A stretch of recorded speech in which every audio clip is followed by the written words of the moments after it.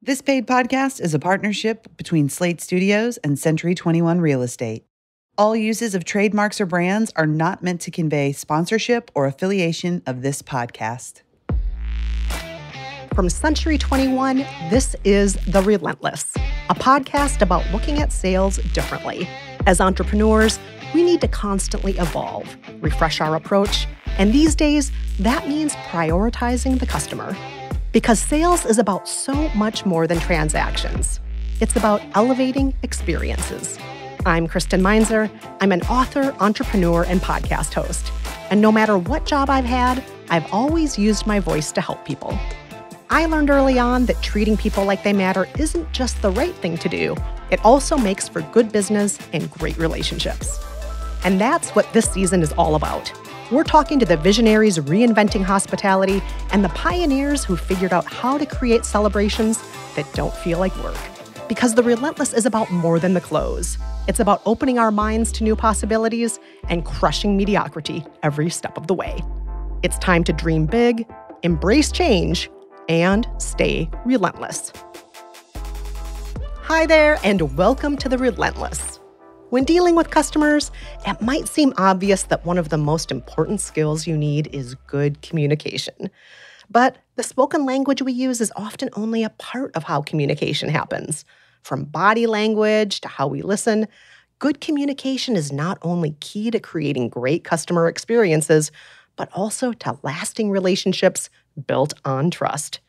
And these days, a lot of that communication is happening online.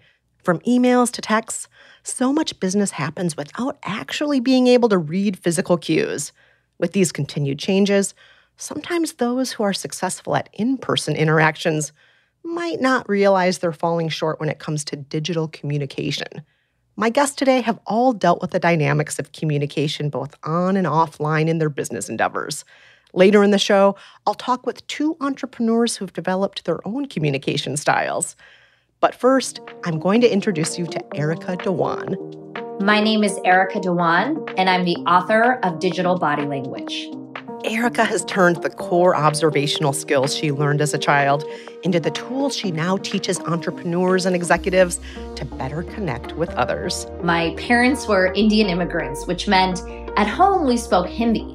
So when I got to school in Pittsburgh, Pennsylvania, I really struggled to find my voice. In every report card from kindergarten through 12th grade, every teacher often said, "Erica's very studious, but I wish she spoke up more in class." And one of the things she developed was an ability to truly observe and decipher other people's body language. I would watch the popular girls with their heads high, the cool kids slouching during school assemblies. And it really helped me learn that it's not just what we say, it's how we say it. Today, she's a communication virtuoso and thought leader, helping CEOs and entrepreneurs connect authentically with colleagues and clients. Erica Dhawan, welcome to The Relentless. Thank you. It's so great to be here. Erica, you're a total expert, not just on body language, but also on communication and trust building. As you were growing up, you learned a lot about communicating, not only from the people around you, but also from movies. Can you share a little bit about that? At home as a child, I would watch Bollywood Indian movies, and not knowing the exact storyline, because I couldn't understand everything in Hindi, I would study the actors and actresses' body language and be able to read an entire story script through their body cues. And in many ways, I think growing up navigating different cultures and languages, I developed a passion for the importance of body language and communication. And by mastering it myself, I was able to not only take on ridiculously competitive job opportunities, really find my voice as an adult, but also learn that in today's world, we actually have to update some of the rules of the body of our language in now a digital and hybrid world. Yeah, absolutely. I mean, the workplace is changing all the time. Generations change all the time. Social norms change all the time. But I want to go back to the Bollywood dancing really briefly. I'm a big fan of Bollywood. I just want to take a moment to compare the two, how verbal versus nonverbal communication works in like Bollywood, but how that may also be seen a little bit in the workplace and other places. I remember growing up and watching Bollywood movies that are really like Hollywood movies, but they use a lot of traditional Indian dance and music and very accentuated body language cues to signal love or romance or disinterest from others. What I have found is that as we are building connections across the workplace, we have to remember that what was implicit before in our traditional body language now must actually be much more explicit as we're navigating digital and hybrid teams. And in many ways, the power of performance has a very important effect because technology creates masks. And the more that we realize that being explicit, using our own performance tools to show enthusiasm and engagement, to not assume that when we write an okay period, that someone will know that we're actually excited with that okay period, like they could see it in traditional body language, and bring that accentuation or that emphasis back even in our digital or hybrid world. Yes, yes. And I think what you're saying about what is performance, and performance is, it's not just on the screen, it's also how we talk to each other. So, but let's talk a little bit more about some of the, mistakes or fails beyond that okay that could have been read many different ways. Let's talk about some other things that maybe mistakes you've made or mistakes that you've witnessed before. In the last 10 years or so, we've really been shifting most of our communications, not just in person anymore, but online, on screens and emails and meetings and text conversations. And there was no rule book out there for the body of our language in a digital world. But on the flip side, I've also had and shared my own mistakes. I've had an intern I worked with who 6 weeks into a virtual internship with me said, I want to quit. I don't feel valued. And one of the things I realized is that I, in a digital world, forgot to show gratitude and that he was doing a great job. In the office, if he saw me, gave me a deliverable, he would see the exhale, the relief in my face, the smile. Today, I would send, brief K period emails or maybe not even respond to an email. And he didn't always feel so valued visibly. And so I've learned on my own and with others that in today's world, we have to rewrite and build a new set of skills of how we show value, gratitude, and appreciation in our digital and hybrid world. Now, I'm curious here there are certain fields like entrepreneurs, real estate agents, they already are very, very respected for their in-person communication skills. How can they leverage those in-person skills that are so celebrated, that warmth, that hospitality? How can they replicate that in the digital world? Well, we all know first and foremost that it's harder. We knew the power of the smile in person, the lean in a sales conversation, the laugh. So let me give you a little rule book for how we take some of the traditional signals of body language, of trust, engagement, or excitement, and adapt them to digital body language. Let's start with trust. Now, when we are signaling others that we trust them or we read that they are trusting us, we may see traditional body language signals like someone keeping their palms open, uncrossing their arms or legs, or smiling and nodding. In a digital world, that could mean simple things like using language that is direct, sending emails with clear subject lines, maybe having that email with a friendly gesture of, hope this helps. Text me if you need anything else to break down those barriers, or even mirroring the sender's use of emojis or informal punctuation. Yes, I have been there. Sometimes punctuation really can make a huge difference in creating a sense of trust.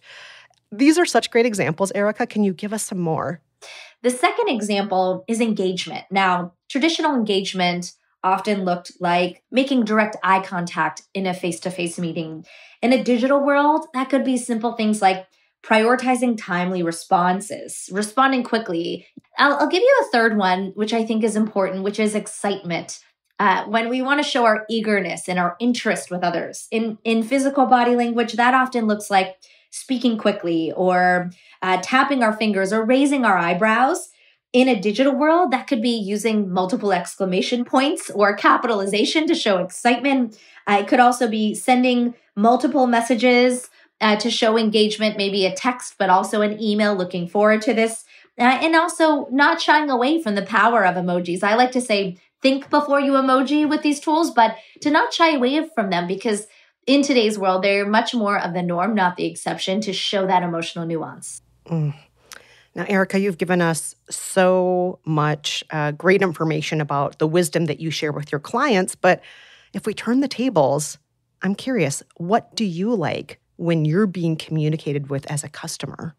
The first quick thing that I really value as a customer is speed, is working with service or product partners that respond to me quickly and give me exactly what I need. We've all been there where we'll send a question to customer service and we don't hear from them for weeks, and then we have to follow up, and we feel like we don't want to engage with them moving forward. It can be very frustrating. And so the first quick tip for me, because I'm a digital native, is speed matters just as much as substance in messages. The second key thing that I really value as a customer is making sure that, especially if it's a service, that there is a set cadence where my service or product partner provider has a way to check in with me to make sure that I'm really valuing the service and that everything's going well. That could be a quick email they send once a month to me to check in, just want to make sure everything's going well, or if you need anything else. I've seen many individuals use that with me to upsell new services, but it's not just a one-time thing, it's the consistency and knowing how I like that, whether I'm a digital adapter and prefer a quick phone call, or for me, a digital native and really preferring that regular, consistent email.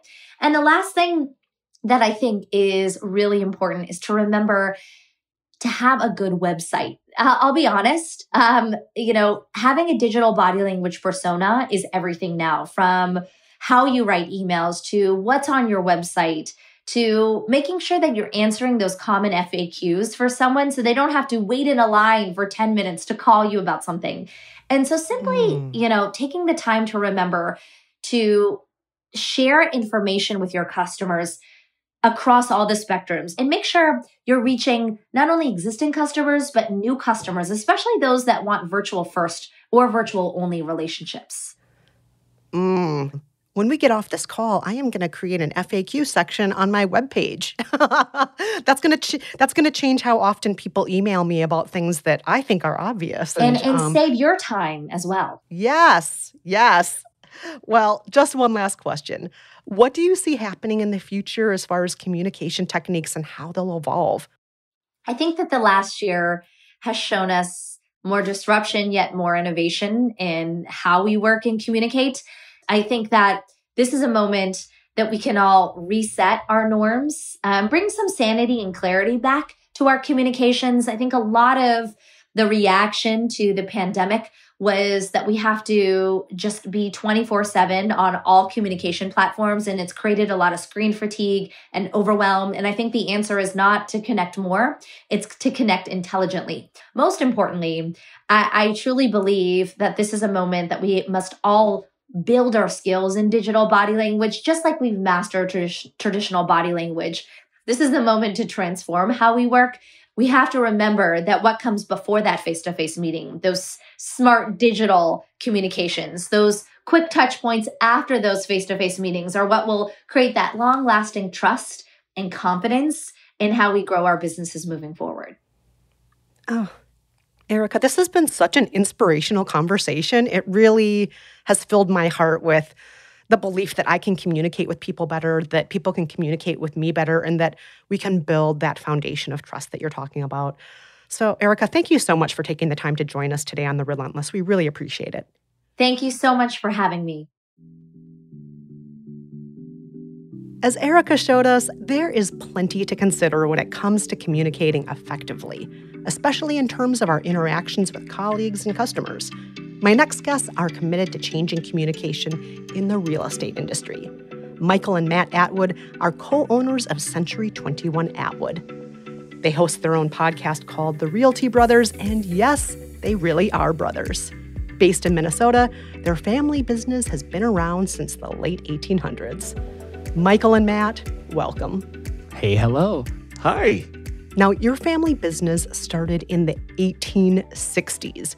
Can you share a little of that story and what led the two of you into the positions you are in today? Yeah, absolutely. We actually have been saying, founded in 1934. We've been saying that for decades. And it wasn't until during the pandemic that our aunt did some digging and found out that actually it went back two more generations when our great grandfather Edwin started a real estate and mortgage loan company in St. Cloud, Minnesota. And then his son took over, and then his son moved to Mankato and just opened up a new one. So really, we've been operating fairly continuously for 6 generations since 1867. And I always say when you're an Atwood, you get your birth certificate and your real estate license on the same day. So, we were kind of born into it. Both Michael and I did different things in college and a little bit of career, but we just felt the pull right back into it. And Michael, from generation to generation, is there a default communication style that your family's known for?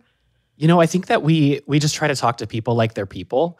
And there's a lot of really, really great, business leaders out there who have good methods and systems on being concise and being direct and being professional all of the time. And not to say that that's bad or whatever works for any individual is fine. But I think we've found, since we started with such a tight group and a family-oriented group as we grew, it was kind of like speaking to whoever you're speaking with as though they're your family, as though they're, your brother or your godparent. And a lot of times they are your brother or your godparent or were at your baptism or anything like that. I think that's really helped shape the way that we communicate with each other because there's that underlying element of respect and love and familial status that we can all kind of be like, you know what, even though we might not get along sometimes, we're basically blood.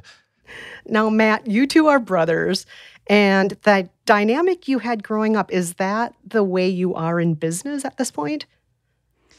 Kind of. I mean, Michael and I are the furthest apart. I'm the oldest, he's the youngest. So, it wasn't like direct competition.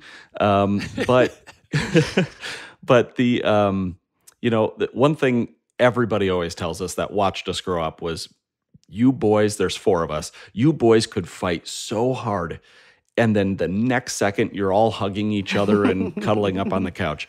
And I think, it kind of comes back to respect. Michael and I really have a deep respect for each other, both personally and professionally. But we also will kind of take sides, even if we don't believe the opposite side. We're just like debating each other just so that we can find the right thing. And then I'll go, I mean, I don't know what else to say, Michael. I think we should do it. And he'll go, yeah, I think we should too. I just wanted to argue it out for a little while. Yeah. It's good. It's the practice. Yeah, it's the practice round before, actually making the decision or presenting it to other leadership staff or to the agents is to be like, well, Matt comes up with a great idea. And I'm never just going to say, yes, that's a great idea. I'm going to say, well, what about, or have you considered, or any other roadblocks, right? We love to play devil's advocate in these arguments for each other because it forces us to really, think about the big picture and all of the different avenues these things could go down. Oh, yeah. And nobody can do that with you like a sibling, right? A sibling definitely knows how to push back in a way that nobody else in the world knows how to push back on. And Matthew, are there any lessons that you carry from your family that influence how you work today? Anything specifically when you think about, this is the Atwood way? The biggest thing that I think stuck with Michael and I was our dad was a man of not many words, but they were always really great words. And one time he told us, when you're the head of your family, when you're the head of your house, you're responsible for that family. When you're the head of a company, you're responsible for everyone's family. And to his point, he wasn't saying you're responsible for your employees. You're responsible for your realtors, you're responsible for contractors, whatever, but that you're actually responsible for their families because they all rely on this. It's a huge responsibility and also a huge honor, both of those things. Going back to that family-oriented, office culture and everything like that, it's been good for us to say, like, we know our employees' spouses, significant others, children, they bring them into the office all the time. And I don't know, especially when the pandemic came and all these people are, having fear, and are there going to be layoffs? How are we going to do this? There's not enough work. We can't welcome people into the office, but my job is literally to be at the front desk and welcome people. What does that look like for me and my family? It was just a really good opportunity, like to challenge us in that belief that we have and say, well, Michael and Matthew, if you really believe that, put your money where your mouth is. And so we had the whole pandemic situation and still held to that kind of vow to say, well, we're not going to let people go. We owe, that same respect and loyalty to our employees and their families that they continue to show to us every day that they show up. So I don't know. I think that was just a really unique opportunity where we could say, gosh, even if there is no one here for you to welcome, the Echo Food Shelf really needs help packing, canned goods or the backpack food program or anything like that. It was really cool to see these people have that appreciation in their hearts that they could keep their job, but then also turn around and give back to the community in a way that we say, that's just, your job today is community service. It's so thoughtful, these adjustments you two have made with your team members over the last year. And you're also doing that with your customers. Now, how are you relating with your customers mostly being online when agents are mostly used to working face-to-face? Yeah. A lot of it, I think, comes down to how we could leverage technology better, right? Emails can be very impersonal. Text messages kind of even worse sometimes, right?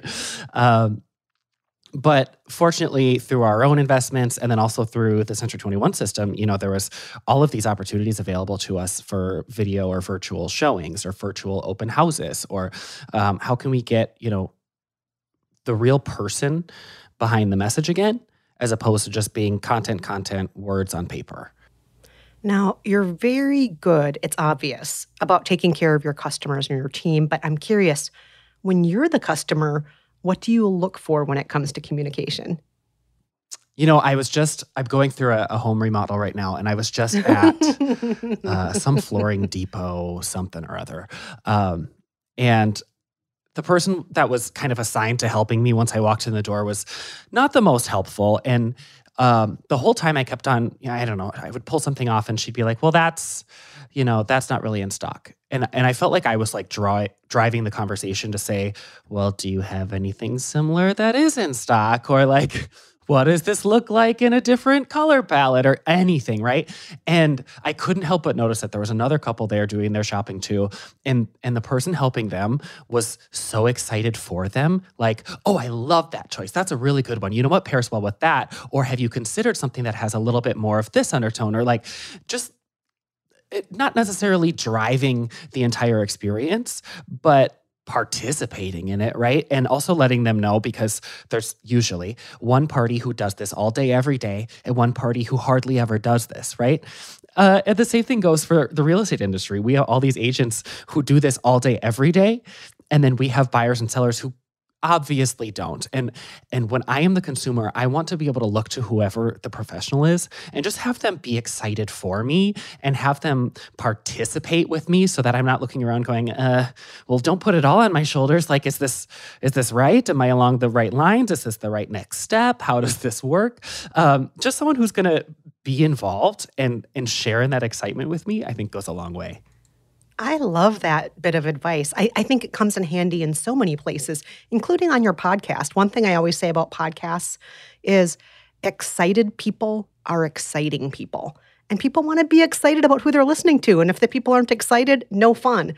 Likewise with a customer experience. If you're dealing with somebody who is just treating you like drudgery, you're going to feel that as the customer. And you clearly know that from that story you told there.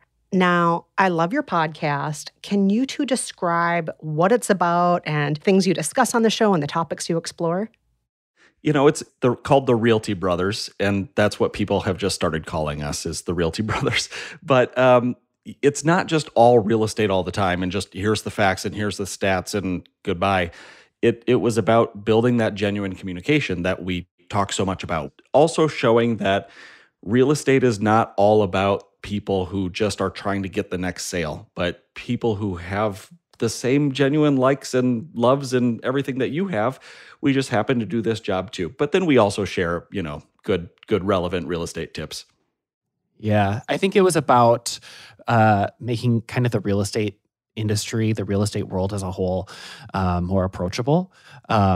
We have tried to maintain that element of if you are like a seasoned real estate professional, we need to have some substance there for those people, right? So they're showing up and they're not asking us to define what an agency relationship is by any means, but how do we kind of cultivate this content that can cater to the people who do this every day so that they have something out there to listen to that is their language, while also letting the general public in on that conversation and not using, really quick industry-specific jargon or, all that. We have an acronym for almost everything in this industry, and it can be so confusing for the public. We had a video series first, and that I think helped us identify which types of content people gravitated toward. So, we could give market stats till we're blue in the face. And unfortunately, the likes, comments, and shares on those ones, it just wasn't as valuable. It's these obscure numbers, unless we can take some of that information and pair it with real life scenarios in the markets that they're seeing to make it actually make sense to people. Now, I want to ask you about trust. Obviously, you Atwoods are very trustworthy. Your community trusts you. You wouldn't be around for 155 years if people didn't trust you. But I'm curious, what does trust mean to you? How would you encourage entrepreneurs to go about building trust in their relationships the way you have? It's being genuine and respectful. If somebody tells you something and you go, okay, great, and you kind of, I'm busy. Everyone, I hate that word, busy, right? I'm busy. But if you show genuine care in people, they're naturally going to fall in trust with you. Someone comes to you with a problem, a client or an agent or anything like that. And a lot of times it's, I'm really busy. It's a lot easier to say to someone's face, I'm busy, than it is to say, you're not a priority to me right now. And that kind of helps understand the subliminal messaging that you may be sending to those clients, those agents, those customers, what have you, just by not making the time where it's needed. There really is a subtlety in the word busy, and being aware of that is a great way to look at communication, not only as an entrepreneur, but just as a human being. So we have one question we ask all of our guests on the show, and we want to conclude by asking that of the two of you. How do you define relentless? There are some people who are really good at solving problems. And then there are relentless people who work really hard to prevent problems, who can solve them before they even happen. And that, I think, is what sets apart the relentlessness of people. The relentless people is those who will anticipate people's needs, who will have an understanding of people and of the situation, and work ahead of it instead of reacting to it. Right. Something Matt and I discuss a lot is when we're dealing with our employees, a rare trait, and it's definitely a key trait of being relentless, is caring about that outcome, caring about the follow-up, caring about the impact, right? And we always say, as an employer, you can pay people to work, but you can't pay people to care. That caring or relentlessness that they have deep down is not something that that just comes at the next level of payroll. It is deep down within people when they have a passion that they want to go the extra mile. They want to, as he was saying, foresee the issues, solve the issues, make sure that the actual whole greater picture is taken care of and not just the task laid before them. Well, Matthew and Michael, this has been just fantastic. Thank you so much for joining us today on The Relentless. Our pleasure. Absolutely. Yeah, thank you so much. This has been fun. The Relentless is produced by Slate Studios in partnership with Century 21 Real Estate. You can find out more about the guests you heard in today's show and discover more great material from our Century 21 partners at slate.com/C21Relentless. That's slate.com/C21Relentless. I'm Kristen Meinzer. Thanks so much for listening, and please join us next time. All rights reserved. Nothing herein is intended to create an employment relationship. Century 21 Real Estate, LLC fully supports the principles of the Fair Housing Act and the Equal Opportunity Act. Each office is independently owned and operated. This material may contain suggestions and best practices that you may use at your discretion.